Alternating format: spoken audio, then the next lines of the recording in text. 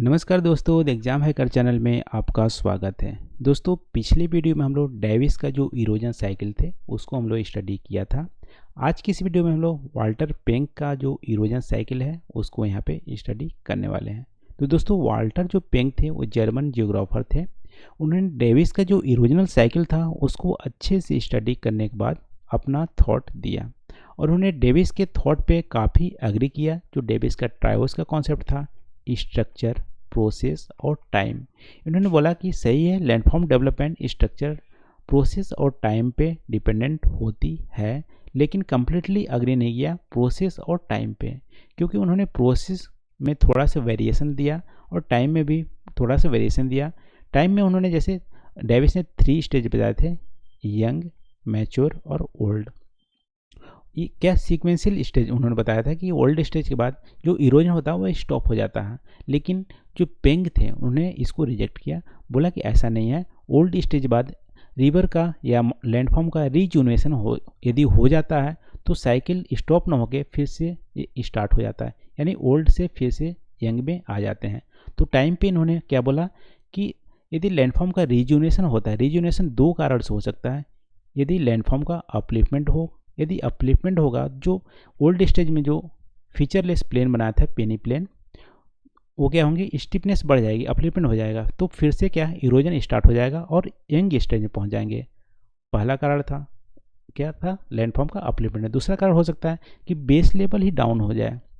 यदि मान लो base level down हो गया तो फिर से क्या स्टिप बढ़ जाएगी, जो स्लोप थी वो बढ़ जाएगी, उसकी वजह से क्या होंगे, फिर से रिवर या लैंडफॉर्म का इरोजन स्टार्ट होने लगेगा। तो उन्होंने बोला कि जो डेविस ने सीक्वेंशियल ऑर्डर दिया था कि ओल्ड स्टेज के बाद खत्म हो जाती है, पेंग ने रिजेक्ट किया। बोला कि रिवर लैंडफॉर्म का रिजुनेशन के कारण ये क्या एक साइक्लिक मैनर है इरोजन, ना कि एक एंडिंग होता है इसका। तो टाइम पे इन्होंने ऐसा वेरिएशन दिया। फिर प्रोसेस पे क्या दिया, प्रोसेस पे भी इन्होंने डिसएग्री किया। प्रोसेस में डेविस ने क्या बोला था कि इरोजन स्टार्ट तभी होता है जब अपलिफ्टमेंट जो होती है लैंडफॉर्म का वो स्टॉप हो जाता है। ठीक है, आपको ध्यान होगा कि अपलिफ्टमेंट स्टार्ट होता था तभी इरोजन स्टार्ट होता था, लेकिन ऐसा नहीं है। पेंक ने क्या बोला कि इंडोजेनिक फोर्स और एक्सोजेनिक फोर्स दोनों साथ साथ चलते हैं, लेकिन स्टार्टिंग में क्या होता है, सिर्फ इंडोजेनिक फोर्स ज़्यादा हावी होते हैं, इसलिए इरोजन का ज़्यादा पता नहीं चलता कि इरोजन हो रहा है कि नहीं। लेकिन बाद की स्टेजेज में एक्सोजेनिक फोर्स ज़्यादा हावी हो जाते हैं और इंडोजेनिक फोर्स कम हावी होता है, इसलिए बाद में हमें पता चलता है कि इरोजन ज़्यादा हो रहा है। तो प्रोसेस में उन्होंने वेरिएशन दिया और टाइम पे वेरिएशन दिया। टाइम में क्या सीक्वेंशियल ऑर्डर नहीं होती, एक साइक्लिक होती है। तो ये पेंग का मेन फीचर्स था। ठीक है, तो पेंग ने दोस्तों 1924 में यहाँ पे मॉर्फोलॉजिकल सिस्टम मॉडल दिया था, उसी को साइकिल ऑफ इरोजन बोलते हैं। और पेंग क्या थे, जर्मन जियोग्राफर थे, इसको आप ध्यान रखिएगा। और डेविस के कॉन्सेप्ट में बहुत एग्री किए थे, लेकिन प्रोसेस और टाइम पे एग्री नहीं किए थे, अभी हम लोग डिस्कस किए। सीक्वेंशियल जो उनका ओल्ड स्टेज के बाद यंग स्टेज फिर से आ जाते हैं यदि लैंडफॉर्म का रिजुनेशन होता है। तो जैसा डेविस ने ट्रायोस का कॉन्सेप्ट दिया था, वैसे ही पेंक ने भी ट्रायोस का कॉन्सेप्ट दिया। डेविस ने देखो ट्रायोस का कॉन्सेप्ट दिया था और 3 स्टेज दिए थे, 3 ट्रायोस 3 कंप्यूटर थे, 3 स्टेजेस भी थे। और पेंक के 3 ट्रायोस हैं, यहाँ पे ट्रिपन उसको बोलते हैं, लेकिन 5 स्टेजेज हैं। ठीक है, इसे ध्यान रखिएगा, पेंक में 5 स्टेज हैं और 3 ट्रिपन हैं। तो पहले ट्रिपन का कॉन्सेप्ट क्यों दिया, क्योंकि स्लोप जो डेविस का जो स्लोप था वो डिक्लाइन था। पहले वी शेप्ड बनते थे, फिर यू शेप्ड बनते थे, बाद में पेनी प्लेन बन जाते थे। लेकिन पेंक क्या बोलते हैं, पेंक बोलते हैं कि ऐसा नहीं है, एक सीक्वेंशियल ऑर्डर में भी नहीं होता और जरूरी नहीं है कि वी शेप्ड यू शेप्ड बने होती है, ये स्लोप एक साथ डिक्लाइन होते हैं। जैसे मान लो रिवर है, तो रिवर को 3 भागों में डिवाइड किया और उन्होंने तीनों को ग्रेडेड स्लोप का भी बोला। ठीक है, जैसे मान लो गंगा रिवर है, तो गंगा रिवर में जो फर्स्ट पार्ट होंगे, तो फर्स्ट पार्ट में क्या होंगे, यहाँ पे कॉन्वेक्स स्लोप डेवलप होगा और कहीं कहीं पे फ्री फेस स्लोप भी डेवलप होंगे, यानी स्टिफनेस ज़्यादा होगा।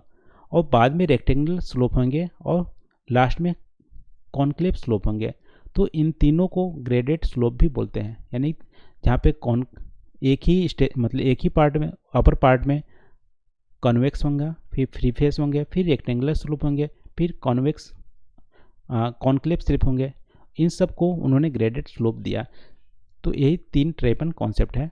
तो पहले पार्ट में उन्होंने बोला कि जहाँ पे कॉन्वेक्स और फ्री फेस्ड होंगे वहाँ पे क्या होगा, पैरेलल रिट्रीट होगा। ठीक है, पैरेलल रिट्रीट होगा फ्री फेस में, और एक्यूट इरोजन होगा कन्वेक्स स्लोप में। तो देखो यहाँ पे एक्यूट इरोजन होगा और पैरेलल रिट्रीट होगा, और रेक्टेंगुलर में आपको ज़्यादा इरोजन देखने को नहीं मिलेगा, और यहाँ पे कॉन्वेक्स में यहाँ पे आपको डिपोजिशन देखने को मिलेगा। ऐसा इन्होंने बोलते हैं। देखो यहाँ पे ये मेन था, तो यहाँ पे पैरेलल रिट्रीट होता है, इरोजन होता है। रेक्टेंगुलर में ज़्यादा इरोजन नहीं होता है, सिर्फ ट्रांसपोर्ट करता है, और कॉन्वेक्स में डिपोजिशन होता है।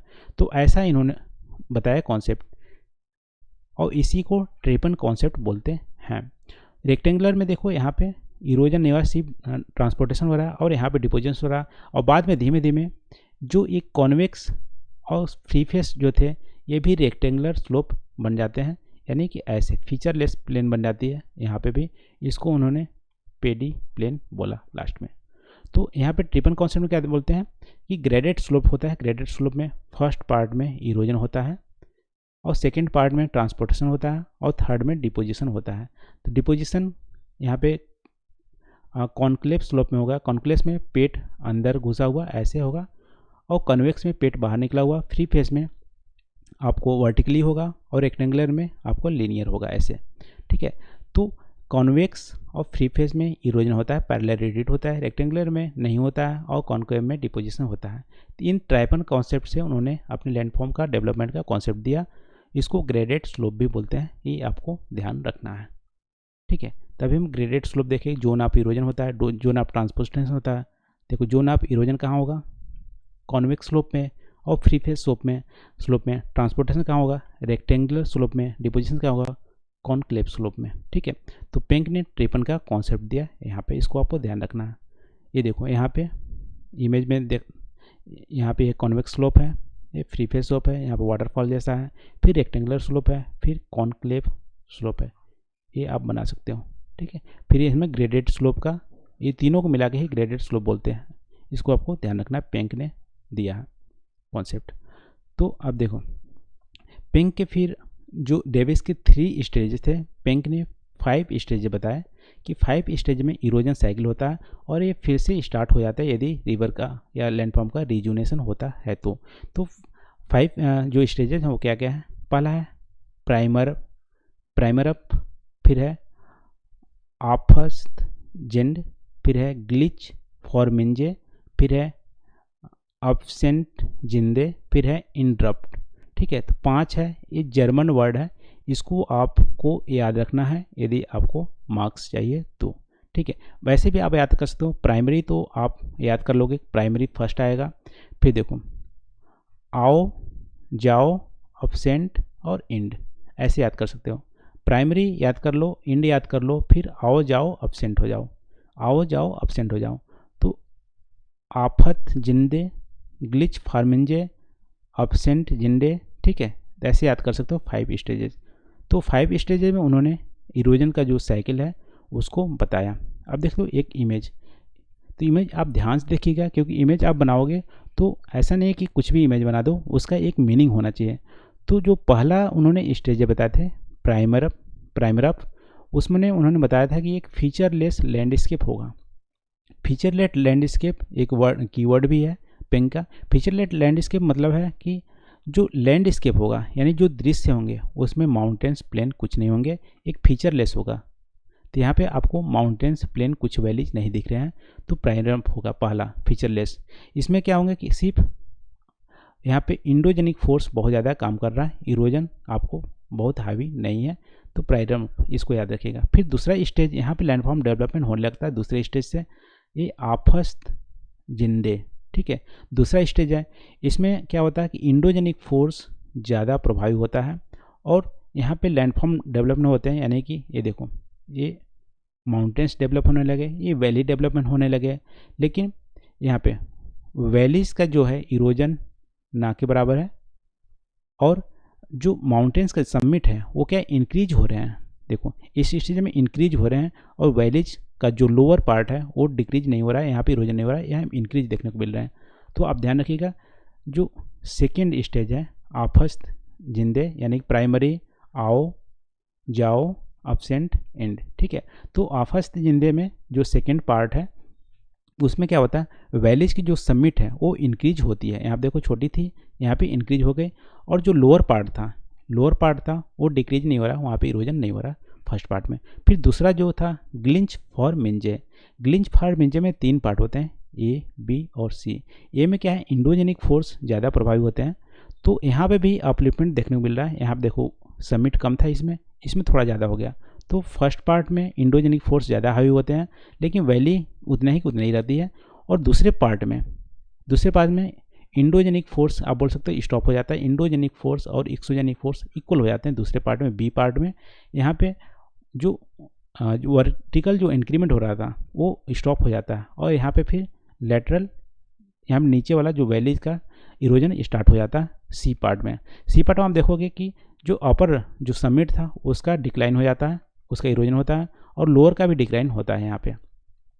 तो आप ध्यान रखना, प्राइमरी में क्या फीचरलेस एक लैंडस्केप होता है, और आफस्त जिंदे इसमें क्या होता है कि माउंटेन्स का जो इंडोजेनिक फोर्स ज़्यादा हावी होते हैं, तो जो समिट होते हैं वो इंक्रीज होते हैं।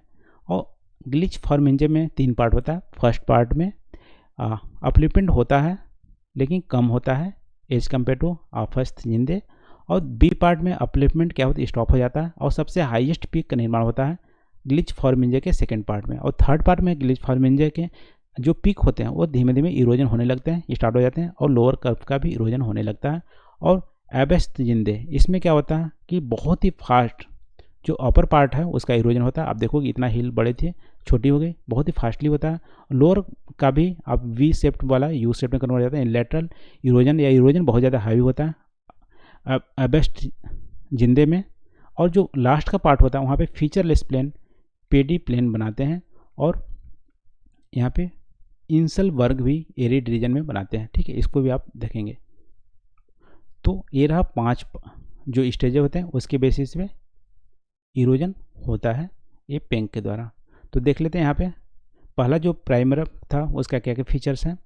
ये prior stage of landform development, यहाँ पे लैंडफॉर्म डेवलप नहीं होता है, और ये स्टेज में लैंडस्केप होती है, नो लैंडफॉर्म डेवलपमेंट।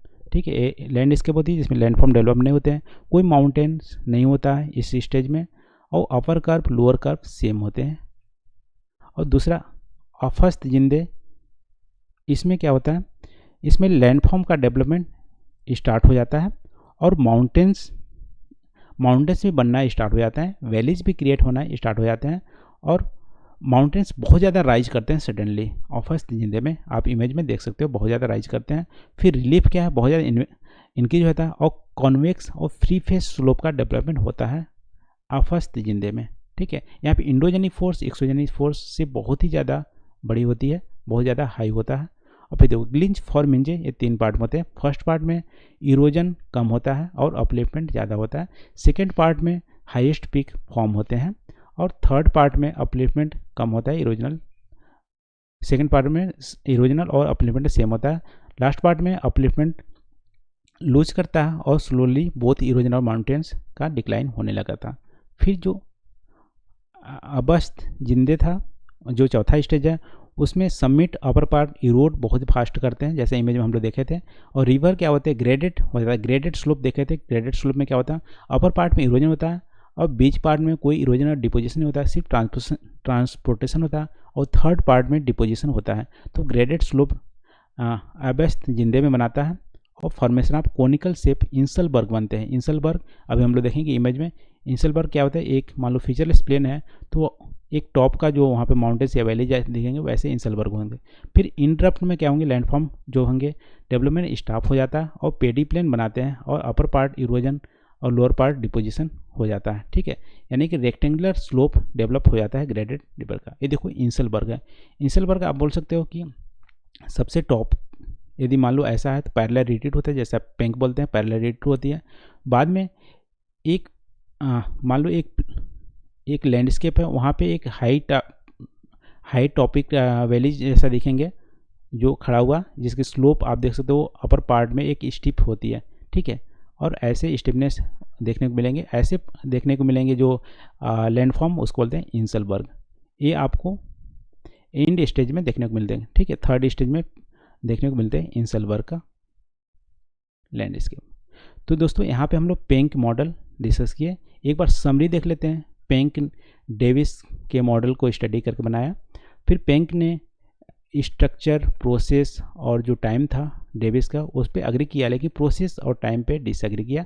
प्रोसेस में उन्होंने बोला कि इंडोजेनिक फोर्स और एक्सोजेनिक फोर्स दोनों साथ साथ चलते हैं। जैसे डेविस ने बोला था कि इंडोजेनिक फोर्स पहले होता है, अपलिफ्टमेंट स्टॉप हो जाता है, तब इरोजन स्टार्ट होता है, लेकिन ऐसा पेंक ने रिजेक्ट किया। बोला कि इंडोजेनिक फोर्स और एक्सोजेनिक फोर्स दोनों साथ साथ चलते हैं। और टाइम में उन्होंने बोला 3 स्टेज होता है, लेकिन पेंक ने बोला 5 स्टेज होते हैं। और जो साइकिल होता है, डेविस ने बोला था कि साइकिल क्या है, कंप्लीट हो जाता है ओल्ड स्टेज जाने के बाद, लेकिन पेंक ने बोला कि कंप्लीट नहीं होता है, एक नेवर एंडिंग प्रोसेस होता है। और ये रिवर का या माउंटेन्स का लैंडफॉर्म का रीजुनेशन होता है, फिर से साइकिल स्टार्ट हो जाता है, ऐसा पेंक ने बोला। और 5 स्टेज में इन्होंने एक कीवर्ड आपको याद रखना है, ग्रेडेड स्लोप का भी इन्होंने स्लोप डेवलपमेंट का कॉन्सेप्ट दिया। ग्रेडेड स्लोप में क्या होता है, अपर पार्ट में इरोजन होता है, फिर मिडिल में ट्रांसपोर्टेशन होता है, लोअर पार्ट में डिपोजिशन होता है। ठीक है, इसको आपको ध्यान रखना है। फिर 5 स्टेज में ये भी आपको कीवर्ड याद रखना है, जर्मन में है। देखो, प्राइमरी, फर्स्ट और लास्ट में इंड। ठीक है, उसके बीच में 3 स्टेज होते हैं, ऑफस्ट जिंदे, ग्लिच फॉर्मिंजे, एबेस्ट जिंदे। यहाँ पे आओ, गल्यो और अपसेंट, ऐसा आप कैसे भी आप याद इसको कर सकते हैं। ठीक है, तो ये 5 स्टेजेस बताया। प्राइमरी में जो लैंडफॉर्म कुछ नहीं होता है, कोई लैंडफॉर्म माउंटेन्स वैली नहीं होते हैं। एबेस्ट जिंदे में अपलिफ्टमेंट ज़्यादा होता है, माउंटेन से वैली क्रिएट होने लगते हैं। ग्लिच फॉर्मेशन 3 पार्ट होते हैं, पहले पार्ट में अपलिफ्टमेंट ज़्यादा होता है और दूसरे पार्ट में अपलिफ्टमेंट और इरोजन सेम हो जाता है। यहाँ पे हाईएस्ट पीक दूसरे पार्ट में पाए जाते हैं ग्लिच फॉर्मेशन में, और थर्ड पार्ट में इरोजन ज़्यादा होने लगता है। ठीक है, एबेस्ट जिंदे में इंसल वर्ग बनते हैं और वैलीज का बहुत ज़्यादा इरोजन होता है, समिट का भी इरोजन होता है। इंटरप्ट में पेडी प्लेन बनते हैं, या यहाँ पे फीचरलेस प्लेन बनते हैं। यहाँ पे इरोजन स्टार्ट हो जाता है, स्टॉप हो जाता है, और यहाँ पे आप बोल सकते हैं रेक्टेंगुलर स्लोप हो जाता है, और अपर पार्ट में सिर्फ इरोजन होता है और लोअर पार्ट में डिपोजिशन होता है इंटरप्ट में। ये रहा दोस्तों पेंक का मॉडल। आई होप आपको समझ में अच्छे से आ गया होगा। यदि समझ में आया होगा तो प्लीज़ कमेंट करके ज़रूर बताना वीडियो कैसा लगा, और अभी तक चैनल को सब्सक्राइब नहीं किया तो प्लीज़ चैनल को सब्सक्राइब कीजिए। आज की वीडियो में बस इतना ही दोस्तों। Thank you for watching. मिलते हैं अगले वीडियो में नए टॉपिक के साथ। Thank you.